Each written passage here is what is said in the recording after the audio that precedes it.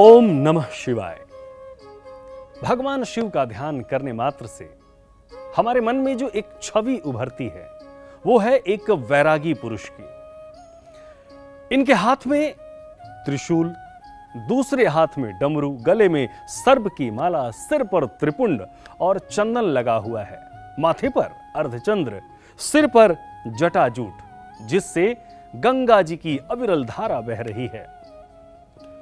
अब थोड़ा ध्यान गहरा होने पर इनके साथ इनका वाहन नंदी भी नजर आ जाता है। कहने का भाव है कि शिव के साथ ये 7 चीजें हमेशा से जुड़ी हुई हैं। आप दुनिया में यानी संसार में कहीं पर भी चले जाइए, आपको शिवालय में शिव के साथ ये 7 चीजें जरूर देखने को मिलेंगी। चलिए ऐसे में जानने की कोशिश करते हैं कि शिव के साथ इनका संबंध कैसे बना, यानी ये शिव जी से कैसे जुड़े। क्या ये शिव के साथ ही प्रकट हुए या अलग अलग घटनाओं के साथ ये भगवान शिव से जुड़ते चले गए। दरअसल भगवान शिव सर्वश्रेष्ठ सभी प्रकार के अस्त्र शस्त्रों के ज्ञाता हैं, लेकिन पौराणिक कथाओं में इनके 2 प्रमुख अस्त्रों का जिक्र आता है, एक धनुष और दूसरा त्रिशूल। त्रिपुरासुर का वध और अर्जुन का मानभंग, ये 2 ऐसी घटनाएं हैं जहां शिव जी ने अपनी धनुर्विद्या का प्रदर्शन किया था, जबकि त्रिशूल का प्रयोग शिव जी ने कई बार किया है। त्रिशूल से शिव जी ने शंखचूर का वध किया था, इसी से गणेश जी का भी सिर काटा था, और 12 अवतार में मोह के जाल में फंसे श्री हरि भगवान विष्णु जी का भी मोह भंग कर बैकुंठ जाने के लिए विवश किया था। भगवान शिव के धनुष के बारे में तो यह कहा जाता है कि इसका आविष्कार स्वयं भगवान शिव जी ने ही किया था, लेकिन त्रिशूल कैसे इनके पास आया, इस बारे में कहीं कोई कथा नहीं मिलती है। तो ऐसा माना जाता है कि सृष्टि के आरंभ में ब्रह्मनाद से जब शिव प्रकट हुए तो साथ ही रज, तम और सत, ये 3 गुण भी प्रकट हुए। यही तीनों गुण शिव जी के 3 शूल यानी कि त्रिशूल बन गए। अब इनके बीच सामंजस्य बनाए बगैर सृष्टि का संचालन कठिन था, इसलिए शिव जी ने त्रिशूल रूप में इन तीनों गुणों को अपने हाथ में धारण किया। चलिए, ये तो त्रिशूल की बात हुई, अब बात डमरू की, क्योंकि भगवान भोलेनाथ के एक हाथ में त्रिशूल तो दूसरे में डमरू। भगवान शिव जी को संहारक के रूप में वेदों और पुराणों ने बताया है, जबकि शिव का नटराज रूप ठीक इसके विपरीत है। ये प्रसन्न होते हैं तो नृत्य करते हैं। इस समय शिव के हाथों में एक वाद्य यंत्र होता है जिसे हम डमरू कहते हैं। इसका आकार रेत घड़ी जैसा देखने को मिलता है। शिव भी इसी तरह के हैं। इनका एक स्वरूप बैरागी का है तो दूसरा भोगी का है, जो नृत्य करता है, परिवार के साथ जीता है। इसीलिए शिव के लिए डमरू ही सबसे उचित वाद्य यंत्र है। यह भी माना जाता है कि जिस तरह शिव आदिदेव हैं, उसी प्रकार डमरू भी आदि वाद्य यंत्र है। भगवान शिव के हाथों में डमरू आने की कहानी भी बड़ी रोचक है। कहते हैं कि सृष्टि के आरंभ में जब देवी सरस्वती प्रकट हुई, तब देवी ने अपनी वीणा के स्वर से सृष्टि में ध्वनि को जन्म दिया, लेकिन यह ध्वनि सुर और संगीत विहीन थी। उस समय भगवान शिव ने नृत्य करते हुए 14 बार डमरू बजाए और इस ध्वनि से व्याकरण और संगीत के छंद ताल का जन्म हुआ। कहते हैं कि डमरू ब्रह्म का स्वरूप है जो दूर से विस्तृत नजर आता है, लेकिन जैसे जैसे ब्रह्म के करीब पहुंचते हैं वो संकुचित हो दूसरे सिरे से मिल जाता है और फिर विशालता की ओर बढ़ता है। सृष्टि में संतुलन के लिए इसे भी भगवान शिव अपने साथ लेकर ही प्रकट हुए थे। तो अब जानते हैं कि जो अगली बात है, अगली बात क्या है कि उनके गले में नाग शोभा बढ़ाता है, माथे पर चंद्रमा है और साथ में क्या है, नंदी। अब इसके पीछे का क्या रहस्य है? दरअसल भगवान भोलेनाथ के गले में विषधर नाग भगवान शिव के साथ हमेशा ही होता है। इस नाग का नाम है वासुकी।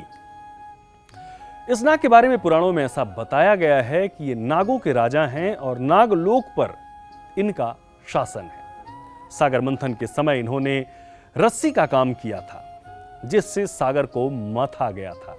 कहते हैं कि वासुकी नाग शिव के परम भक्त थे। इनकी भक्ति से प्रसन्न होकर शिव जी ने इन्हें नागलोक का राजा बना दिया।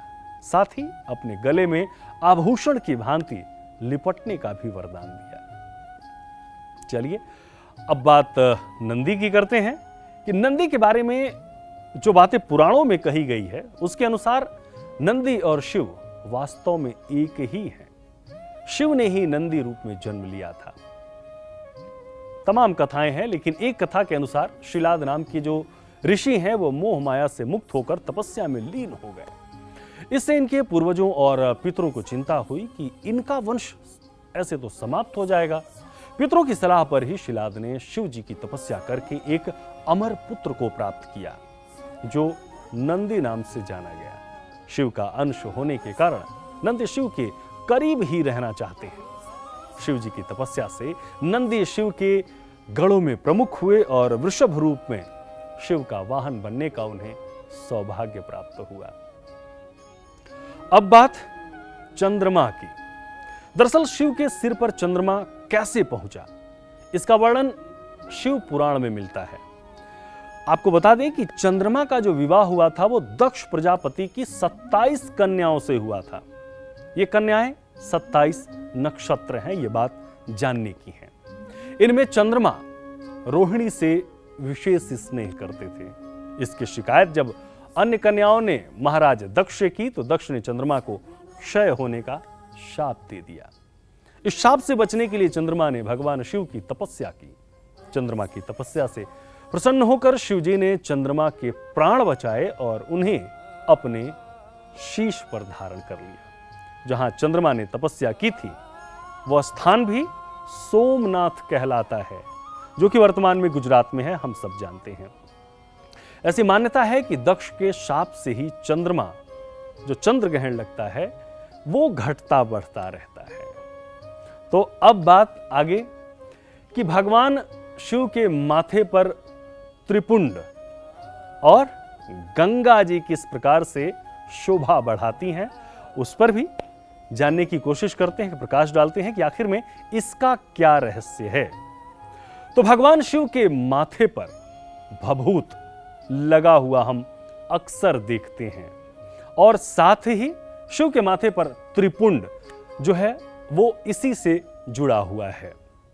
ये 3 रेखाएं जो बनी हुई हैं, माना जाता है कि ये तीनों लोकों का प्रतीक हैं। इसे रज, तम और सत गुण का भी प्रतीक माना जाता है। लेकिन शिव के माथे पर भभूत की ये तीनों रेखाएं कैसे आई, इसकी एक बड़ी रोचक कथा है। दरअसल पुराणों के अनुसार दक्ष प्रजापति के यज्ञ कुंड में जब माता सती के आत्मदाह करने के बाद भगवान शिव उग्र रूप धारण कर लेते हैं और सती के देह को कंधे पर लेकर त्रिलोक में हाहाकार मचाने लगते हैं। तुरंत में श्री हरि भगवान विष्णु चक्र से सती के देह को खंडित कर देते हैं। इसके बाद भगवान शिव अपने माथे पर हवन कुंड की राख मलते हुए इस तरह सती की याद को त्रिपुंड रूप में अपने माथे पर स्थान देते हैं। इस तरह जो है वो माथे पर त्रिपुंड की शोभा बनती है। वहीं अब बात गंगा जी की कि अविरल गंगा कैसे भगवान शिव की जटा में समाहित हो गई। तो भगवान शिव के माथे पर गंगा की विराजमान होने की घटना का संबंध जो मिलता है पुराणों में, वो राजा भगीरथ से माना जाता है। कहा जाता है कि भगीरथ ने अपने पूर्वज सगर के पुत्रों को मुक्ति दिलाने के लिए गंगा को स्वर्ग से पृथ्वी पर उतार लाए थे। लेकिन इस कथा के पीछे कई और कथाएं हैं जिनसे भगीरथ का प्रयास सफल हुआ। ऐसी कथा मिलती है कि ब्रह्मा की पुत्री गंगा बड़ी मनमौजी थी। एक दिन दुर्वासा ऋषि जब नदी में स्नान करने आए तो हवा से उनका वस्त्र उड़ गया और तभी गंगा हंस पड़ी क्रोधित दुर्वासा ने गंगा को शाप दे दिया कि तुम धरती पर जाओगी और पापी तुम में अपना पाप धोएंगे। इस घटना के बाद भगीरथ का तप शुरू हुआ और भगवान शिव ने भगीरथ को वरदान देते हुए गंगा को स्वर्ग से धरती पर आने के लिए कहा। लेकिन गंगा के वेग से पृथ्वी की रक्षा के लिए शिव जी ने उन्हें अपनी जटाओं में बांधना पड़ा। कथा यह भी है कि गंगा शिव के करीब रहना चाहती थी, इसीलिए धरती पर उतरने से पहले प्रचंड रूप धारण कर लिया। इस स्थिति को संभालने के लिए शिव जी ने गंगा को अपनी जटाओं में स्थान दिया। अद्भुत है, अलौकिक, अद्वितीय है आदिदेव महादेव की महिमा। शिव की शोभा इसी प्रकार से है। आप सभी पर भगवान भोलेनाथ की, आशुतोष की कृपा बनी रहे, हम तो यही कामना करते हैं। ओम नमः शिवाय।